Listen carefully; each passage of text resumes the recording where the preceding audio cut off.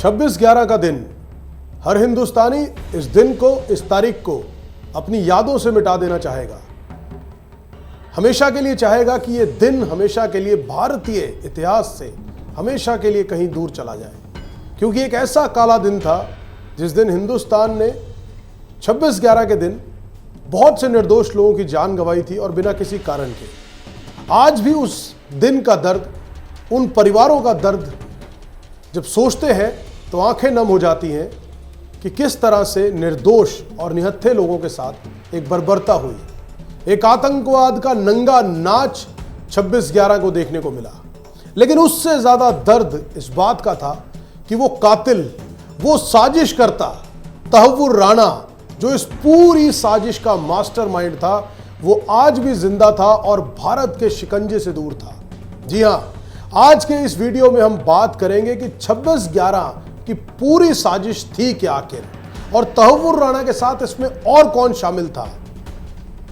26/11 का वो दिन भारत के इतिहास का सबसे काला दिन भी कहा जाए तो कोई बुराई नहीं होगी, क्योंकि इस दिन मुंबई के अंदर एक ऐसा हादसा, एक ऐसा घिनौना हत्याकांड हुआ जहां पर ताज जैसे 5 सितारा होटल के अंदर आतंकवादी आते हैं और एक बहुत बड़ी साजिश को अंजाम देते हैं और निहत्थे बहन बेटियों, भाइयों, बच्चों, सब पर बहुत बुरी तरह से गोलियों से प्रहार करते हैं और निहत्थे लोगों की जान चली जाती है। आज भी इतने साल बीत जाने के बाद भी हिंदुस्तानी हर नागरिक इस दर्द के साथ जीवित है कि वो कातिल, वो साजिशकर्ता, उनको सजा कब मिलेगी और वो कब भारत के शिकंजे में आएंगे, और उस दिन जाकर वाकई में ही सच्ची श्रद्धांजलि उन परिवारों को, उन लोगों को होगी जिन्होंने अपनी इस हादसे में जान गंवाई थी। भारत का नंबर 1 दुश्मन और 26/11 का मास्टरमाइंड,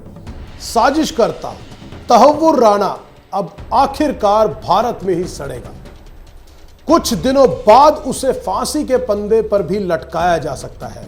यह वो भेड़िया है जिसने सैकड़ों मासूमों की जान ली थी और दुनिया के सबसे भीषण और क्रूर आतंकी हमले को अंजाम दिया था। लेकिन अब तहव्वुर राणा एक एक करके उसके सारे गुनाहों का हिसाब लिया जाएगा।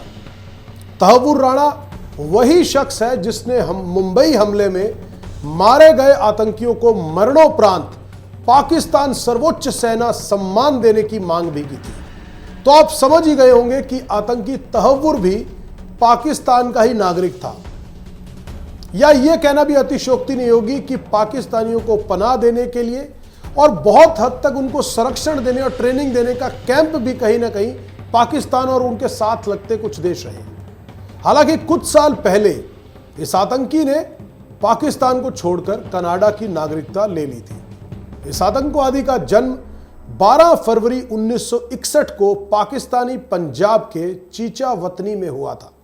तहव्वुर राणा ने पाकिस्तान में मेडिकल की पढ़ाई की और पाकिस्तान सेना में डॉक्टर के तौर पर काम किया था। लेकिन उसके बाद वो पत्नी के साथ अमेरिका में शिफ्ट हो गया। शिकागो में रहते हुए उसने इमिग्रेशन सर्विसेज बिजनेस शुरू किया और इसी दौरान कनाडा की नागरिकता भी हासिल कर ली। लेकिन यहां गौर करने वाली बात यह है कि तहव्वुर राणा 26/11 के हमले के मुख्य साजिशकर्ता डेविड कोलमैन हेडली का काफी करीबी बताया जाता है, जो अमेरिका की एक जेल में अपनी सजा काट रहा है। उसे 24 जनवरी 2013 को शिकागो की एक अमेरिकन अदालत ने 35 साल की सजा सुनाई थी, जो आतंक से जुड़े हुए 12 मामलों में सुनवाई हुई थी। हेडली का असली नाम दाऊद सईद गिलानी है। हेडली और राणा स्कूल के समय से दोस्त थे। हेडली ने स्वीकार भी किया है कि वो लश्कर तैयबा और पाकिस्तानी खुफिया एजेंसी ISI के लिए काम कर रहा था।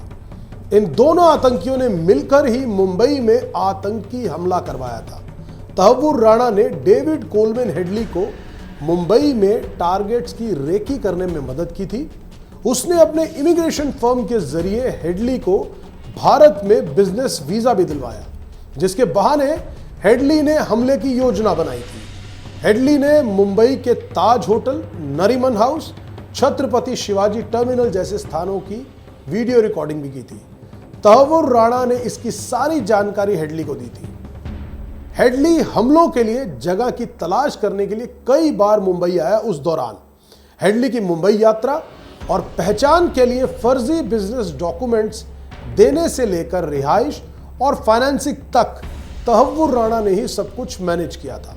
हेडली ने भारत आने से पहले तहव्वुर राणा से पूरे ऑपरेशन पर चर्चा की थी। हेडली ने राणा को एक ईमेल भेजा जिसमें बताया कि इस हमले के लिए किस तरह की चीजों की जरूरत है। ईमेल में सामान और पैसों का पूरा ब्यौरा दिया गया था। एनआईए के सबूतों के मुताबिक इसी ईमेल में हेडली ने राणा को साजिश में इलियास कश्मीरी और अब्दुल रहमान की संलिप्तता के बारे में भी बताया था। यहां एक और बड़ी बात, जो डेविड हेडली की गवाही से ही आतंकी हमले में तहव्वुर राणा की संलिप्तता के बारे में पता चला था। गवाही के दौरान हेडली ने कहा था कि जुलाई 2006 में वो राणा से मिलने के लिए शिकागो गया था और राणा को मुंबई के हमले की साजिश के बारे में बताया था जो लश्कर ने उसे सौंपा था। राणा ने मुंबई के एक फर्स्ट वर्ल्ड इमिग्रेशन सर्विसेज नाम से कार्यालय स्थापित करने की उसकी योजना को मंजूरी दी थी और उसे 5 साल का बिजनेस वीजा प्राप्त करने में भी मदद तहव्वुर राणा ने की थी। यहां एक खास बात और है कि तहव्वुर राणा को अमेरिकी खुफिया एजेंसी FBI ने अक्टूबर 2009 में शिकागो में गिरफ्तार कर लिया था। 2011 में अमेरिकी जिला अदालत ने उसे लश्कर तैयबा को समर्थन देने और डेनमार्क में एक अखबार पर हमले की साजिश करने के लिए दोषी ठहराया और उसे 14 साल की सजा हुई थी। हालांकि उस वक्त मुंबई हमले में सीधी संलिप्तता से उसे बरी कर दिया गया था। उस सजा को राणा ने 2020 में ही पूरा कर लिया था। कोविड के चलते उसकी यह सजा जल्दी पूरी हो गई थी, लेकिन केंद्र की मोदी सरकार ने आतंकी तहव्वुर राणा के प्रत्यार्पण के लिए नया अनुरोध किया, जिसके चलते राणा को फिर से जून 2020 में लॉस एंजलिस से गिरफ्तार कर लिया गया। भारत की ओर से दिए गए सबूतों के आधार पर कैलिफोर्निया की अदालत ने राणा के प्रत्यार्पण को मंजूरी दी। कोर्ट ने कहा कि भारत ने पर्याप्त सबूत दिए हैं और वहीं इसके बाद जब प्रधानमंत्री नरेंद्र मोदी ने अमेरिकी राष्ट्रपति डोनाल्ड ट्रंप से 13 फरवरी 2025 को व्हाइट हाउस में संयुक्त प्रेस कॉन्फ्रेंस की थी, तो ट्रंप ने कहा था हम एक बहुत खतरनाक व्यक्ति को भारत को सौंपने जा रहे हैं जो मुंबई हमले का आरोपी है। तो इस तरह से भारत के गुनहगार को भारत लाया गया है और अब धीरे धीरे उसके सभी गुनाहों का हिसाब होगा। बहुत इंतजार के बाद तहव्वुर राणा आज भारत के शिकंजे में है। नरेंद्र मोदी की सरकार ने एक बहुत बड़ी कामयाबी हासिल की है तहव्वुर राणा को अमेरिका से हिंदुस्तान वापस लाने में और उसके जुर्मों का हिसाब अब निश्चित तौर से होगा। और वो दिन भी दूर नहीं जिन आत्माओं की शांति के लिए हम इतने सालों से इंतजार कर रहे हैं, हो सकता है वो दिन बहुत जल्द आए जब तहव्वुर राणा को फांसी की सजा सुनाई जाए और उन परिवारों को भी एक बहुत बड़ा सुकून मिलेगा जिन्होंने अपने परिवार के सदस्य खोए थे। और फिर वास्तव में ही जो दर्द उस दिन हिंदुस्तानियों के दिलों पर मिला था, वाकई में ही उन शहीदों को, जो लोग उस दिन उस नृशंस हत्याकांड में शहीद हुए थे, उनको सच्ची श्रद्धांजलि भी तभी होगी जब तहव्वुर राणा के जुर्मों का और उसके पापों का हिसाब हिंदुस्तान की सरजमी पर होगा।